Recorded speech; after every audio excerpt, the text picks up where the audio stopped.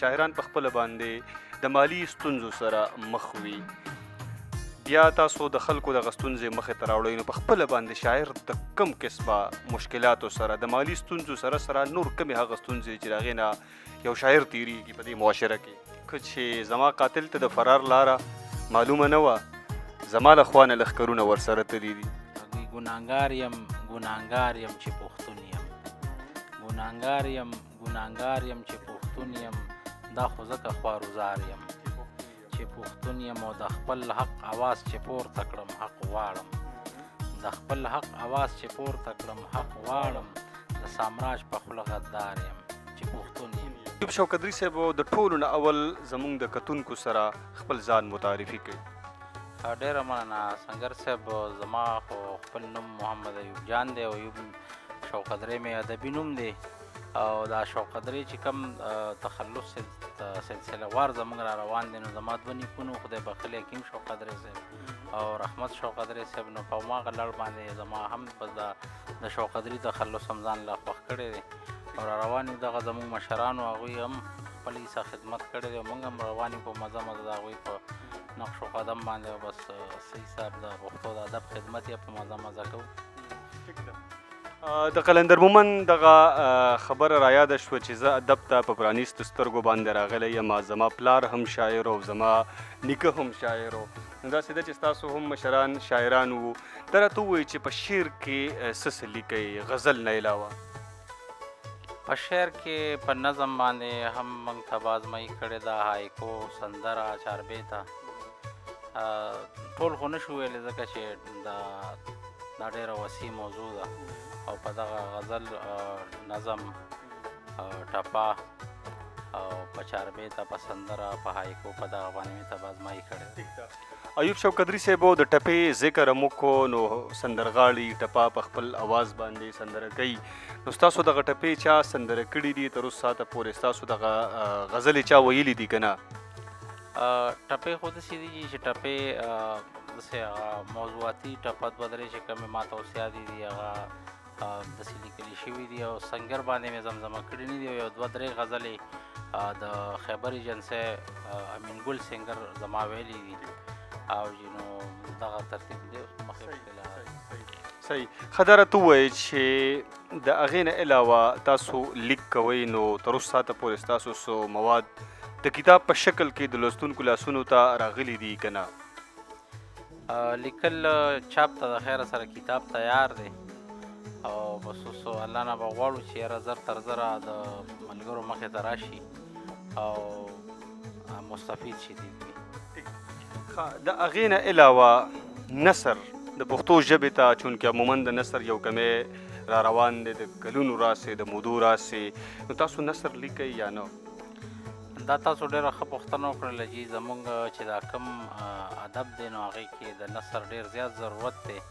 او زموږ بدقسمتي دغه ده چې زموږ نن سبا کوم دا ځوان شاعران دي او کوم نوي کول شاعران دي، نو دوی د نثر لیکل بیخي نه کوي، او زه باقاعده زده کړه د غلام حسین محب صاحب نه کومه چې دا زما د دغه نیکونو ډېر ښه ملګری هم دی او زما استاد هم دی، کوشش کوو بس هغې چې څه زموږ تر اوسه کوشش را سره کېږي بس را سره کوي، نثر کې هم په کوم زموږ چې ادبي نور اصناف دي هغې کې ترېنه زده کړه کوو. ټیک ده. ښه دا راته ووایئ چې یو شاعر صرف د خپل د جذبات او د احساساتو د اظهار نه علاوه څه فایده د شاعر ته؟ د شاعر ته خو بس هغه د شاعر چې کوم دی درې خبرې دي، شعر چاله لیکم، څله لیکم او ولې لیکم، او فایده چې کومه دی هېڅ هم نشته، خو چې کوم دا معاشرتي ستونزې دي غیر چاپېره چې کوم موږ ته دا پیښې کېږي، نو هغه خپل بس په لفظي احساساتو کې هغه مخې ته ولس ته راوړي او بیا هغې باندې فیصله ده چې خوښوي او که نه. مطلب دا دی چې عکاسي یو شاعر چې کومه دی په خپلو ټکو کې هغه قام مخې ته راوړي چې څه ستونزې موږ ته مخې ته. تاسو د ستونزو ذکر وکړو، مرحوم ایوب صابر صاحب هم را یاد کړه، هغه وایي چې د زړګي چې وینې وسوسه امید شي، زمانې زما نقصان ته خو خیال وکړه. تاسو شاعران ستاسو نه مطلب زما شاعران دي. شاعران په خپله باندې د مالی ستونزو سره مخ وي، بیا تاسو د خلکو دغه ستونزې مخې ته راوړئ، نو په خپله باندې شاعر د کم قسمه مشکلاتو سره د مالی ستونزو سره نور کمې هغه ستونزې چې د هغې نه یو شاعر تیریږي په دې معاشره کې؟ دا خو زنګر صاحب تقریبا چې څنګه د دې عام وګړو ستونزې دي، نو دغه رنګ هم د دې کیفیاتو نه دوی هم راتېرېږي، خو دغه ده چې د دوی لږ حساس خلک وي او دوی چې کومه دی هر څه ته په حساسیت نظر باندې ګوري، او نور عموما پکې چې کومه دی غریبانان دي او خپل کوشش کوي تر اوسه چې کوم دی د ادب جوړې ته خپل خدمات په څه ناڅه رنګ ور واچوي. چې شاعر غریب شي، بېوسه شي، د سوچ په لحاظ سره خو هغه ډېر زیات مالداره وي، تخلیقکار هم وي، خو بیا دغه احساس د کتاب په پاڼه باندې راوستل د دغې لپاره د پیسو ضرورت وي، شاعران غریبانان وي، د دوی د احساسات او جذبات تاسو نه ګڼئ که د کتاب شکل ته رانشي نو دا به خاوري شي، دا به ختم شي؟ همدغه رنګ ده چې ډېر ښه شاعران زموږ ملګري مشران او چې دا کوم د اوسني کول دي ډېر ښه لیکوالان پکې دي، او د دغې د مالی ستونزو د وجې د هغوی لیک چې کوم دی د تاریخ کیسه ونه ګرځي او هغه بس بند په بنده پاتې شي او څه وخت پس بس هغه ضایع شي. دا به ورته ووایو چې کومه قیمتي سرمایه ده زموږ د ملک او د قوم د پښتو، نو هغې نه زموږ چې کوم دی زموږ په شان کشران محرومه پاتې شي. نو حکومت هم زموږ دغه درخواست دی چې دا کم ډېر غریبانان ملګري شاعران دي چې هغوی سره وخت په وخت خپله مرسته وکړي. زموږ چې کوم دغه د دې ډپارټمنټ دی د کلچر والا څه وخت مخکې غریبانانو شاعرانو پیسې به یې کولې، نو که داسې څه یو ترتیب راشي چې یاره دوی له وخت په وخت د کتابونو د چاپ کولو د دغه یو سلسله جاري کړي، نو زما په خیال چې زموږ د کوم د پښتو غټه سرمایه ده او غټه دغه ده، نو هغه به ضایع نه شي، کتابي شکل کې به قوم تر مخې ته راشي. وایي چې څوک چې زموږ د ترقۍ دعوې کوي سنګره، همهغه خلک زموږ خونې نړوي په راتلو. کومو خلکو چې د دې ژبې لپاره د دې قام لپاره د هغوی د ترقۍ دعوې کړي دي، نو یقینا چې هغوی بیا دا خلکه په دغه مشکلاتو کې پریښي دي، لاس یې نه دی ورکړی چې دا خلک له دغه مشکلاتو نه راوځي. الله دې وکړي چې د شاعرانو په ژوند کې اسانتیا راشي، د هغې نه علاوه د دوی چې دغه کم ستر فکر دی کم چې د دې قام د بدلون ذریعه ګرځېدی شي چې دغه مخکې راشي او په حقیقي معنو کې تبدیلي راشي، بدلون راشي. دا راته ووایي چې اخره کې به ستاسو نه څه کلامونه اورو، څه داسې غزلې راته ووایي چې هغه زموږ دغه اوده جذبات او احساسات هم راوپاروي. ډېره مننه سګر صاحب، دا ستاسو ټول ټیم ته او مینهوالو ته دغه یو تجلا نور صاحب ته په خصوصي توګه باندې هغوی ته ډالۍ کوي. تجلا نور صاحب او د کیمرې نه شاته نعیم خان ورور ته ټولو ته چې دا څونه ملګري ناست دي ټولو ته ډالۍ وایي. راز چې ښکاره یې کړو زمونږ د ټغر سړی دی، راز چې ښکاره یې کړو زمونږ د ټغر سړی دی، خبر د مینې نه مو دلته کې اوس هر سړی دی، او کم چې د امن دی قایل خلاف د شر سړی دی، کم چې د امن دی قایل خلاف د شر سړی دی، را لمړ کړی ګوره دوی هغه د سر سړی دی، او هغه چې چا مې تویه کړي وینه ګوره که نه، هغه چې چا مې تویه کړي وینه ګوره که نه، هغه د امن د ټولګي ښه معتبر سړی دی،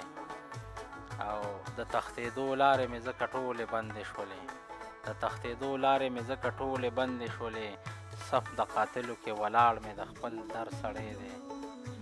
دغه یو څو شعره نور هم اقبال مومند صاحب هم رایاد کړه چې زما قاتل ته د فرار لاره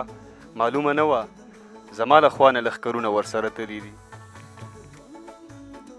بلکل جي دا یو نظم نما وی ګناهګار یم چې پښتون یم، ګناهګار یم چې پښتون یم، دا خو ځکه خوارزار یم چې پښتون یم، او د خپل حق اواز چې پورته کړم حق غواړم، د خپل حق اواز چې پورته کړم حق غواړم، د سامراج په خوله غدار یم چې پښتون یم، او چې په وینو مې ککړ اندام دی، چې په وینو مې ککړ اندام دی، پروت بې یارو مددګار یم چې پښتون یم او پاتې شوی چې غړی د لښکر یم پاتې شوی چې غړی د لښکر یم د بابا کلک وفادار یم چې پښتون یم او دا بې جرمه چې قتلیږم په هر ځای کې دا بې جرمه چې قتلیږم په هر ځای کې بس په دې زه قصوروار یم چې پښتون یم او یو چا کړی چې واده د ټول ژوندون ده کلک ولاړ په دې اظهار یم او مقتده وي د بې پته پښتنو نه ایوب تیر دی د بې پته پښتنو نه ایوب تیر دی پښتنو سره په لار یم چې پښتون یم بل غزل یو څو شعرونه وایي چې مې تر غوږو د دلبر ته رسي شر ته رسي چې مې تر غوږو د دلبر ته رسي شر ته رسي هره خبره زما شر ته رسي شر ته رسي او راهب پنډت مې دشمنان شي په نارو د امن راهب پنډت مې دشمنان شي په نارو د امن غږ مې ګرجې او کمندر ته رسي شر ته رسي او ګونجي کول دې د تندي راته لوی غم جوړوي ګونجي کول دې د تندي راته لوی غم جوړوي ځینې خبرې چې بهر ته رسي شر ته رسي او پښتون قسمت ستا ګیله به له چا وکړم څنګه پښتون قسمت ستا ګیله به له چا وکړم څنګه د ژوند قصه چې مې بشر ته رسي شر ته رسي او زما د رنځ پوښتنه مه کوه ساده طبیبه زما د رنځ پوښتنه مه کوه ساده طبیبه دا تپوسونه چې ځیګر ته رسي شر ته رسي او څومره ساده یې موریدان دي بت تراشي زده کوي څومره ساده یې موریدان دي بت تراشي زده کوي د وخت د پیر خانقاه ازر ته رسي شر ته رسي او فصل خو څه چې بوزغلې راته هم نه پرېږدي فصل خو څه چې بوزغلې راته هم نه پرېږدي چې د پردي غوبل اشر ته رسي شر ته رسي او ایوبه خود به وي خفه د کوه قاب خاپیری ایوبه خود به وي خفه د کوه قاب خاپیری د توربان قدم چې غر ته رسي شر ته رسي ایوبه خود به وي خفه د کوه قاب خاپیری د توربان قدم چې غر ته رسي شر ته رسي او دغه یو څو شعرونه نورم وایي غم د تورو سترګو د تور مه کوه شور مه کوه غم د تورو سترګو د تور مه کوه شور مه کوه زړه هسې رسوا به شي شور مه کوه شور مه کوه او هغه د حابیل قابل کیسه ده را روانه ده هغه د حابیل قابل کیسه ده را روانه ده ما نه هم تپوس مې ضرور مه کوه شور مه کوه او وار په وار سرونه صدقه کړل موږ د ژوند په نوم وار په وار سرونه صدقه کړل موږ د ژوند په نوم نوره مې قصه ته د پور مه کوه شور مه کوه او اوښکې پښتنې دې کړه سندرې دې حالاتو کې اوښکې پښتنې دې کړه سندرې دې حالاتو کې غم د ټنګ کوه د ټکور مه کوه شور مه کوه او باغ په خپلو وینو کړه سمسور نوم به دې امر شي باغ په خپلو وینو کړه سمسور نوم به دې امر شي ویره ته زړګي له ګور مه کوه شور مه کوه او داغ د پاسه داغ یې هم زما په زړګي ایښی دی داغ د پاسه داغ یې هم زما په زړګي ایښی دی ویره ته ګیله د خپلو د زور مه کوه شور مه کوه او مقصد وي بل د حسرتونو باندې اور ایوبه هر خواته بل د حسرتونو باندې اور ایوبه هر خواته ذکر ته د شونډو د اور مه کوه شور مه کوه ایوب شوکندري صاحب ډېره زیاته مننه